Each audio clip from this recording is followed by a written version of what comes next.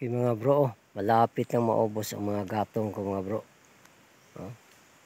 Pag maubos na yan, buhusan ko ng tubig yan para mag-crack yan. Siyaro mga bro, hanggang matapos itong tag-init na ito, hindi yan maubos yung batuha na yan. Diba? Dandahanin ko lang yan mga bro.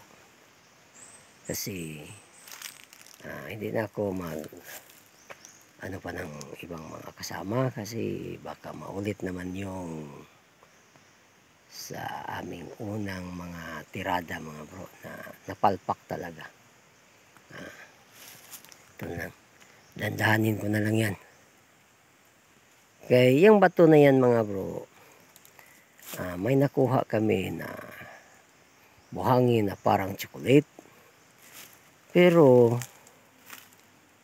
sa tingin ko baka marker lang yun or decoy yun. Pero sa aking analyze kay may C na may dot man yan, baka nandoon talaga sa bato. Diba? Pero yung nakuhaan namin ng buhangin, hindi yun C, pero yan na, dyan lang sa may bato. Butas rin na malaki na para siyang heart, parang pwede ring C, pero may butas rin patungong ilalim. Pero maliit lang, parang stick ng barbecue. Tapos sinunda namin, tapos may nawala siya. Tapos yung mga bato na medyo hindi masyadong matigas kasi para siyang tinunaw. Hanggang kinuha namin, hanggang umabot kami sa may buhangin na parang chocolate.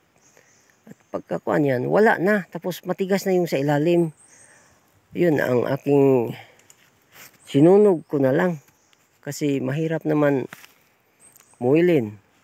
Pag sunugin mo, mag-crack man siya. Marami ng crack yan. Pero yung sa may nakuhaan namin ng buhangin, may mga parang layer na kuan. Yung naka-triangle. Akala ko yung guhit lang siya, pero hanggang ilalim siya. Layer pala ng bato, pero triangle. Yun ang pinagtaka ko.